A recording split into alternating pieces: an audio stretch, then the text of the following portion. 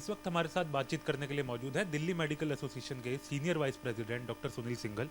Sir, सबसे पहले आजकल डायबिटीज़ को लेकर बहुत ज़्यादा बात हो रही है, तो एक बार डायबिटीज़ को परिभाषित कर दीजिए लोगों के लिए कि ताकि लोगों को समझने के लिए आसानी हो। देखिए, डायबिटीज़ एक लाइफस्टाइल बीमारी है जिसके अंदर जो शुगर है वो बढ़ जाता है। बढ़ कैसे जाता है कि शुगर को कंट्रोल करने के लिए हमारे शरीर में पेनक्रियास से इंसुलिन निकलता है। अगर वो इंसुलिन कम हो जाए या शुगर की कंजप्शन ज़्यादा हो जाए तो वो इंसुलिन इतना पर्याप्त मात्रा में नहीं है कि उस शुगर को कंट्रोल कर दे। और अगर हमारी शुगर 180 मिलीग्राम पर डेसीलीटर से ब्लड में ज़्यादा हो जाती है तो उसको हम डायबिटीज़ का दर्जा देते हैं। सर, कितना शुगर हम कहें या कितना डायबिटीज़ हम कहें कि वो कंट्रोलेबल माना जाता है, जो आमतौर पर ठीक से आराम से अपने लाइफस्टाइल में ही चेंज हो जाता है, और कितना हमें कहें हम कि सीवियर वाला डायबिटीज़ हो। देखिए, डायबिटीज़ को कंट्रोल करने के लिए दवाइयाँ भी आती हैं और इंसुलिन भी आती हैं। तो ये डिपेंड करता है कि किस व्यक्ति को डायबिटीज़ है और किस स्टेज पे डायबिटीज़ है।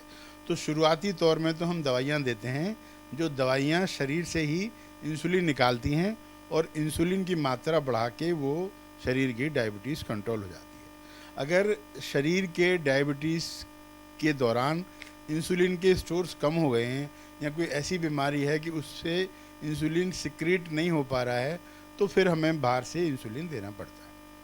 सर, अगर हम बात करें तो अगर किसी को, जैसे आपने 180 का वैल्यू बताया डायबिटीज़ का, अगर उससे ऊपर हो तो हम डायबिटिक कहते हैं एक पेशेंट को, तो मान लीजिए किसी का 300 के आसपास है या 350 के आसपास है, तो उसको क्या हम सीवियर कंडीशन बोलेंगे डायबिटीज़? देखिए, डायबिटीज़ की उस कंडीशन को सीवियर कहने का मतलब ये है कि अगर हम किसी व्यक्ति की शुगर है या डायबिटीज़ है और शुगर के लेवल काफ़ी हाई हैं और वो दवाइयाँ, ओरल दवाइयाँ देने से कम नहीं हो रहे हैं, तो उस स्थिति में हम उनको सीवियर कहते हैं।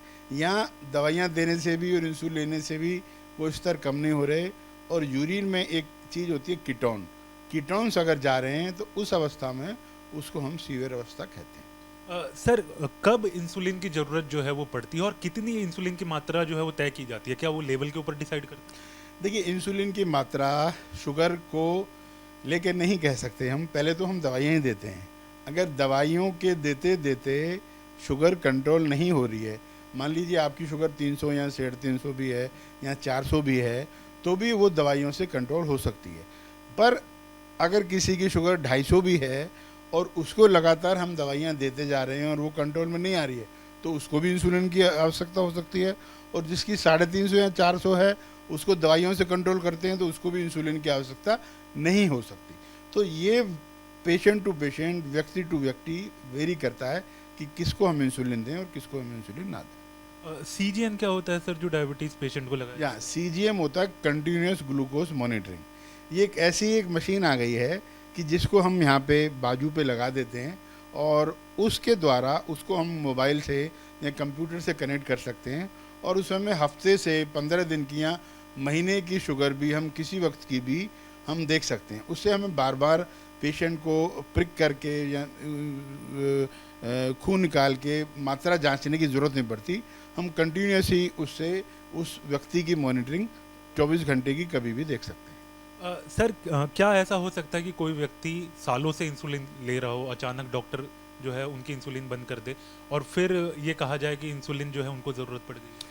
देखिए, साधारणतः ऐसा होता नहीं है, पर क्या होता है कि अगर आप अपना डाइट कंट्रोल कर लें, रेगुलर एक्सरसाइज कर लें और वेट कम कर लें और लाइफस्टाइल चेंज कर लें, तो अगर आप इंसुलिन पे भी चल रहे हैं तो आपका इंसुलिन उस अवस्था में बंद हो जाता है और आपको दवाइयों से ही वो डायबिटीज़ कंट्रोल की जाती है। कई लोग हमने ऐसे भी देखे हैं कि जो बिल्कुल लाइफस्टाइल चेंज कर लेते हैं, वेट कम कर लगते हैं और उनकी जो पेरिफेरल टिश्यू में यूटिलाइजेशन ऑफ ग्लूकोज है वो इंक्रीज हो जाता है और उनकी शुगर संभवतः डाइट से भी ठीक हो जाती है या दवाइयों के जरिए। तो इंसुलिन की प्रक्रिया देने की या बंद करने की पेशेंट टू, जैसे मैंने कहा, पेशेंट टू पेशेंट वेरी करती है, उसके वेट पे, उसकी लाइफस्टाइल पे, उसकी एक्सरसाइज पे, सब चीज़ पे। तो इंसुलिन शुरू भी हो जाता है, बंद भी हो जाता है, दोबारा भी शुरू हो जाता है। और सर, खाने की बात आप कर रहे हैं, तो खान पान में क्या चीज़ें शामिल रहती हैं कि कुछ लोग बीच बीच में मिठाई का सेवन भी करते हैं, तो क्या उसका भी असर जो है हमारी बॉडी पर पड़ता है? और क्या मिठाई या कुछ भी इस तरीके का खाना जिससे शुगर लेवल बढ़ जाए तो शरीर के लिए बहुत हानिकारक हो सकता है? देखिए, कभी भी जो डायबिटीज़ का व्यक्ति है, ऐसा नहीं है कि उसको परहेज़ तो है, सब चीज़ों का परहेज़ है, लेकिन जो डाइट मॉडिफिकेशन है, मान लीजिए आप, ऐसा संभवतः क्या सकता है कि डायबिटीज़ का मरीज़ चावल नहीं खा सकता या मिठाई नहीं खा सकता, ऐसा नहीं है। अगर आप चावल ले रहे हैं तो एक रोटी आप हटा दीजिए और एक करीब 50 से 80 ml राइस की जो बाउल है उससे एक रोटी से रिप्लेस कर सकते हैं। तो अगर आप 2 रोटी खाते हैं तो एक रोटी खाइए और एक 80 ml या 50 ml की राइस से रिप्लेस कर सकते हैं। ऐसे मिठाई है, आप वंस इन ए वाइल मिठाई खा सकते हैं, पर आप लगातार मिठाई या चीनी या ऐसी चीज़ खाते जाएंगे फिर तो आपका संभवतः है कि शुगर का लेवल बढ़ जाएगा। फिर सर लाइफस्टाइल की अगर हम बात करें तो इसमें बहुत अहम रोल हमारे खान पान का आ जाता है डायबिटीज़ कंट्रोल करने में। देखिए, एक्सरसाइज का, खान पान का बहुत दोनों ही महत्वपूर्ण रोल है। अगर आप रोज़ वॉक कर रहे हैं, एक्सरसाइज कर रहे हैं, तो उससे क्या है कि जो ग्लूकोज का यूटिलाइजेशन पेरिफेरल टिश्यू में वो बढ़ जाता है। इंसुलिन ग्रोथ फैक्टर वो बॉडी से सिक्रीट होते हैं जो कि इंसुलिन को सिक्रीट करने में मदद करते हैं और शुगर लेवल आपका कम हो जाता है। तो एक्सरसाइज का एक अहम रोल है और खान पान का तो आपका है। अगर आप सैलेड्स, ग्रीन लीफी वेजिटेबल्स और ये सब चीज़ें ले रहे हैं और जिन चीज़ों में शुगर की मात्रा ज़्यादा नहीं है, जैसे कुछ सब्जियां हैं जैसे आलू है, शकरकंदी है, ये शुगर की मात्रा बढ़ाते हैं। उसी में आप ग्रीन वेजिटेबल, खीरा, ककड़ी, ये सब चीज़ें लें तो शुगर नहीं बढ़ाएंगे इतना। ऐसे ही आप खाने में अगर मीठी चीज़ें लें या चीनी डाल के चाय लें या डायरेक्ट ही आप मिठाइयों का भोजन बहुत ज़्यादा करने लगें तो शुगर लेवल आपकी बढ़ जाएगी। आप राइस बहुत ज़्यादा लेने लगें या जो सब्जियां हैं जिनमें शुगर ज़्यादा होती है, या फल हैं जैसे चीकू है, अंगूर है, इस तरह के फल जिनमें कि शुगर की बहुत प्रचुर मात्रा है, अगर वो लेने लगें तो आपका शुगर लेवल पूर्णतः बढ़ जाएगा। पर आप अगर सेलेक्टिव मात्रा में फल लें, मान लो संतरे की कुछ फाँक लेते हैं या सेब की एक पीस लेते हैं, तो इस तरह के फल आपको लाभदायक रहेंगे, पर एक मात्रा में। अगर मात्रा से बाहर उनको भी लेंगे तो वो भी आपका शुगर लेवल बढ़ाएंगे। सर आखिरी सवाल, कितना शुगर लेवल अगर बढ़ जाता है तो क्या बॉडी पर, क्या उसका इम्पैक्ट बहुत नेगेटिव हो सकता है और क्या मौत तक बात आ सकती है? देखिए, शुगर मैंने जैसे कहा कि आपको लाइफस्टाइल बीमारी है, ये एक दिन से शुगर बढ़ जाता है तो शरीर पे कोई ऐसा प्रभाव नहीं डालता, पर शुगर लॉन्ग टर्म में अगर आपका बढ़ा रहता है तो आपकी धमनियाँ, जो नलियाँ हैं, उनमें ब्लॉकेज आती है, किडनी को भी डैमेज करता है, आपके ब्रेन में भी, हार्ट में भी, कहीं भी कोई भी दिक्कत आ सकती है।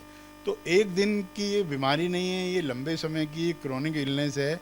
जो आज आपका शुगर लेवल बढ़ जाए तो आज आपको पता नहीं चलेगा कि आपको दिक्कत आ रही है या नहीं आ रही, पर क्रोनिक समय में, लंबे समय में आपकी ये बीमारी ऐसी है।